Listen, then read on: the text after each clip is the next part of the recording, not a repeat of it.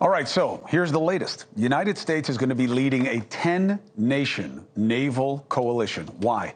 Because cargo ships are getting shot at and are going to be blown up by Houthi rebels. And look, we can talk about who they are, but here's what matters. That is Iran.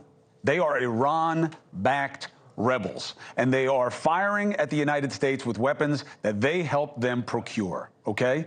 They are going to be in the direct line of fire of an Iran-backed militia that has ballistic missiles and drones. And they have been controlling a key global economic choke point, okay? Remember when the USS Cole got hit in Yemen, all right?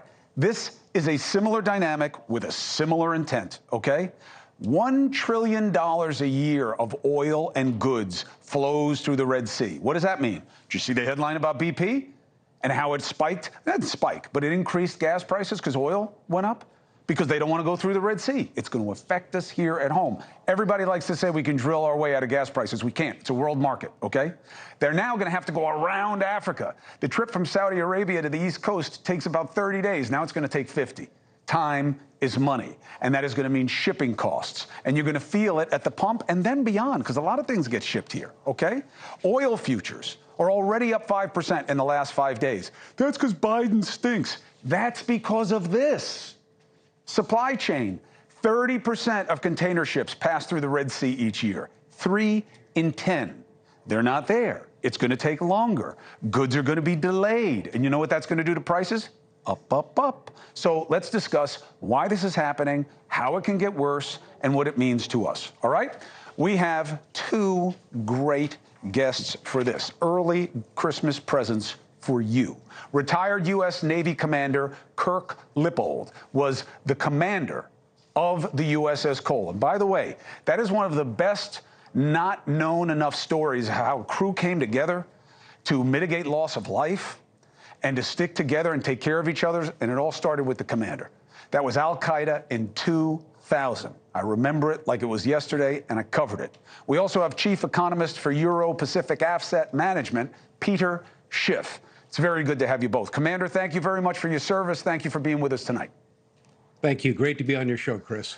So from a national security perspective, the Houthis are just Iran proxies, and they've got the weapons, and now they have the initiative. What does this mean for United States short and medium term? Short term, Chris, what you're seeing is that the Iranian proxy group, which is the Houthis that have expanded beyond a disenfranchised minority in Yemen, they are now wreaking terrorist and havoc within the Red Sea and the Strait of Bab el-Mandeb.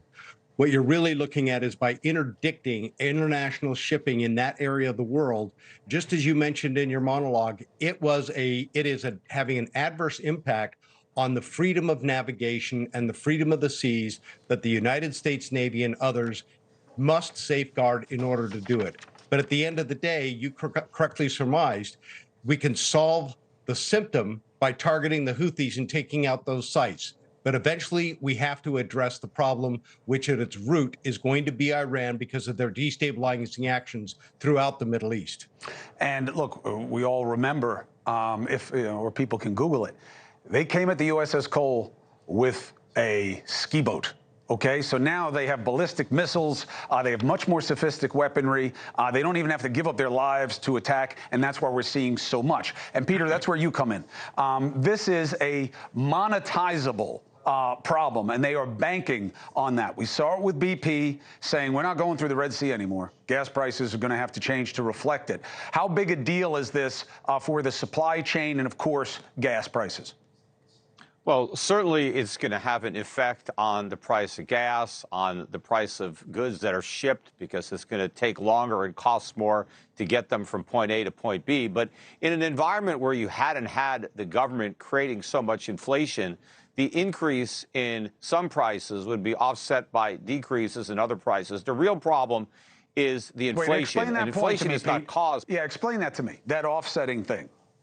Well, inflation is not caused by rising prices. Some prices rise, some prices fall. It's the expansion of the money supply. That's the inflation. And the government has been pursuing inflation as a policy goal for more than a decade. the Federal Reserve kept telling us we didn't have enough inflation. Prices weren't rising fast enough. And so we had 0% interest rates. We had quantitative easing. The goal was higher inflation and a faster rise in the cost of living. Well, they've succeeded. And this is just the tip of a huge iceberg.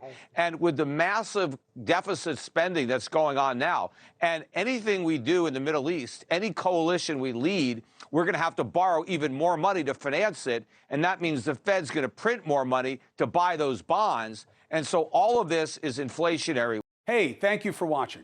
Please go to newsnationnow.com, newsnationnow.com, and you can find NewsNation on your television provider. And don't forget to click the red subscribe button down below.